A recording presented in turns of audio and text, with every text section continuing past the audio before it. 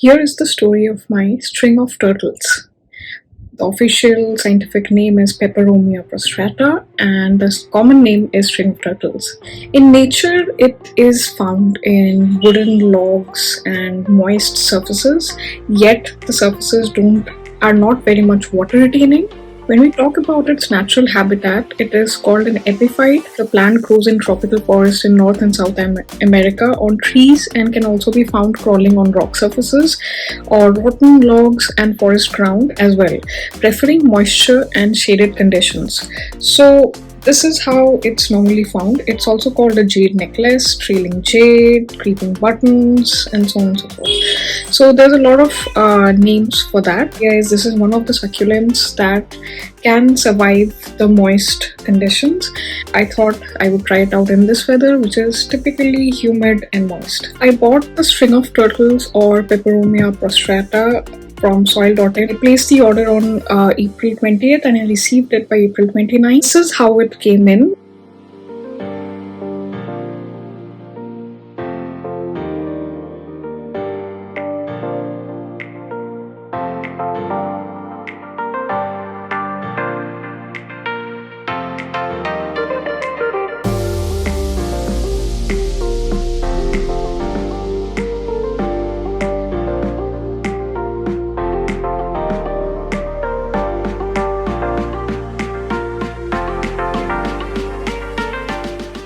When it came in, it was very beautiful, healthy. Soil had given me a very good, healthy plant. This is how it came in a very small plastic pot, which had a lot of holes in the bottom, but it was a tiny plastic pot. I faced a couple of issues over the next couple of weeks with this plant. The first and foremost was there were a lot of strings started dying in. There were two kinds of dying in basically. The topmost ones were shriveling up because I felt like they were not able to reach to the soil portion of it, and a lot of strings were overcrowded in a very tiny pot, leading to the upper ones not being able to take in moisture or put it roots in or something like that, and they were shriveling and drying up, while the bottom ones were rotting up. They were blackening up and then they were rotting up because they were in very close contact with moist soil and they were not getting much of light because they were covered from the upper layer of string of turtles. This is when I decided to intervene in this plant. So this is the current state of string of turtles, and one of the major learnings was to shift it from a plastic pot, which will look very beautiful in theory, a cute small hanging pot, which was something like this. Shifted it because this tends to hold more water more often, and especially even if the top portion of it is dry, bottom portion used to remain wet, and the media was fully cocoa peat. So what I did was, as my first attempt at rescuing this plant, I put it near the humidifier, and I'll tell you the reason why in a little while. But at the same time, I put it in a terracotta pot, planted all of them. So even if a few of them root, I lost a couple of branches, of course, a few more branches than this I lost today.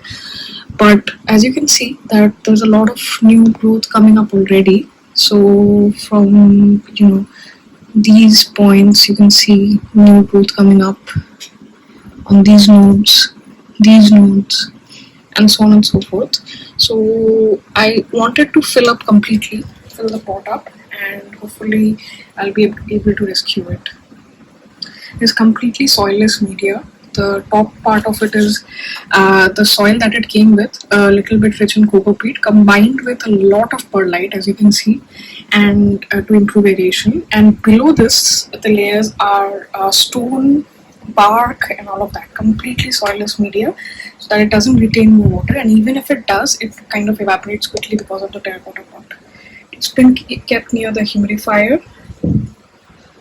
Both the layers were not getting optimal conditions. This needs a bit of light, at least in our home conditions, so that at least it can encourage growth points from the top. So what I decided to do is I decided to intervene and repot it in a terracotta pot. Now here's where things get interesting. In terracotta pot, I wanted to completely do away with very moist soil, and I wanted to do. I did mix a little bit of soil, Uppbeat, but most of it was perlite and other barks and soilless media, because I wanted to emulate as uh, much of its own habitat as possible. But what happened was, in the topmost layer, I laid it out neatly on the top, and this is how it looked. Uh, this is 25th May, and I wanted to show you the difference between what I showed you 10 days ago and now, because a lot of the tiny ones have died because they could not root on time. So, but you see, there are quite a lot of healthy growth. So, if 4 5 of these branches survived, you see there's a new growth point here. New growth should come from here, and so on and so forth. So I'm hoping that the new growth points encourages this plant to become, a little bit bushier on this side at least. These side ones are, I don't think I have much hope for these guys at this side. Today is 28th May, and this is the state. It shed more of its leaves, and I cleaned it up a bit so that the rotten ones does not affect the healthy branches. So I have made sure that I water it sparingly. I hope that there is new growth point from some of them. So this one has a new growth point. So yeah, basically it's a very, very slow progress, but I'm hoping that I can keep at least this much alive out of the entire strings that I had. It started shedding a lot of leaves due to the transit, 1 week post transit. But I made a mistake. A lot of the strings did not were not rooted. There were few who were rooted, or some who had rotten the part where it was connected to the root. So there were individual strings, and a few were accompanied with roots. So if I put it above perlite is not a media where the roots can latch onto. They need soil to latch their roots onto. So what I made the mistake was there was too much perlite on the topmost first half centimeter of the soil. There was too much perlite, so it couldn't latch onto it, and I realized my mistake for after a week, and I again removed the perlite from at least the topmost section so that the roots can latch onto. If it wants to root, it can latch on to some part.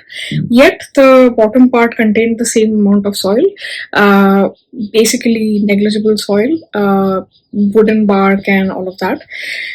And I did keep it near a humidifier because it prefers humid uh, environment, and also because it also encourages rooting of various parts. If it can hold, with the top layer being a little bit moist, it can latch its roots onto. But I think by that time I had lost a lot of strings, and it was completely unsuccessful experiment at this point. The reason I'm telling you this is there are a couple of things I learned from this. First of all, I should have intervened much sooner when I was losing the strings when I initially got it in a tiny pot. I should have immediately reported it because it was good for transit, and I think I should have reported it immediately in the terracotta pot. I should not have gone for so much perlite on the top layer of the soil so that various streams cannot root onto. Uh, One thing I did right was that, as there was not too much light outside, there was a lot of monsoons and all of that going on. Even right now, there is a lack of light. So I had kept it under artificial light, and that works for it because light will encourage growth, and so on, so on, so on, so forth. So these are some of the things to point out. These are some of the things I learned. I bought this plant for 949 rupees, and I wanted to learn what to do with this group of plants, which are much more susceptible to string of bananas and string of dolphins, all of that.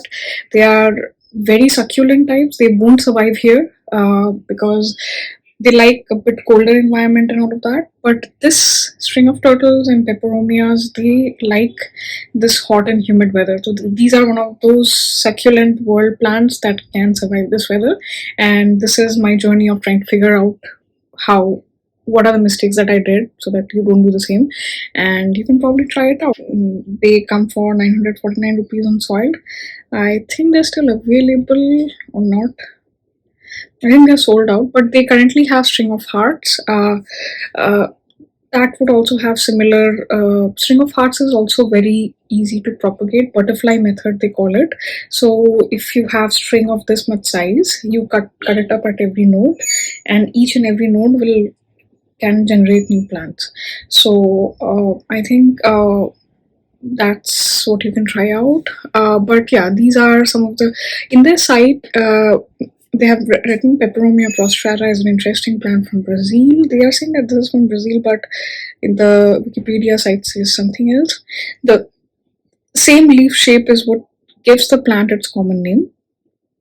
Each one looks like the shell of a miniature turtle, and strung together, every tiny leaf on its trailing vine has intricate multicolored patterns covering its surface, which is true. It's truly beautiful. They say that they have given size 5 to 6 inches across in the picture with multiple plants. I think that's one of the things. I should have repotted it in a terracotta pot as soon as I got it. It was very good, compact and protected plant that came in a tiny pot, and I should have just taken it out and whichever strings and I recently learned that a lot of the leaves had fallen off, separated from the strings. Even they have the potential to create plants. So I should not have, if a lot of those leaves were falling off, I should not have thrown it, but I should have simply put it in different places in chance that out of 10 of those, one may root. So this is some things you can do with your plant if you choose to buy it. They are saying in terms of watering, over-watering is not recommended. A very well draining succulent soil mix and light string of turtles plant loves bright indirect sunlight and will thrive in these conditions, but don't keep it too long in direct sunlight. So I think that's what they have said. The initial care they have mentioned is leave the pot in its nursery pot. Do not think of watering it now. The medium looks super dry, then add some water. That's exactly what I did, and but I ended up keeping the plant in the original nursery pot for 2 weeks, which led to a not very good result, I would say. This is my journey of whatever I learned. I think I have covered it all, and I'll be attaching various snippets of my journey through this. Hopefully this plant right now is about 98% failure. I would say there is still 2% chance that it will revive, and I fingers crossed that. So hopefully this is a channel where I try to also tell you about my failures in terms of not only just the successful propagations or whatever. And next week we are gonna look into the complete soiled in haul, which happened over 2 orders in the summer, and I will do a review of those. Hopefully if you like some of those plants, you can think about buying, and will hopefully help you make a purchase decision. Thanks for watching. Don't forget to subscribe, hit the like button, and I will attach all the resources in the description box below.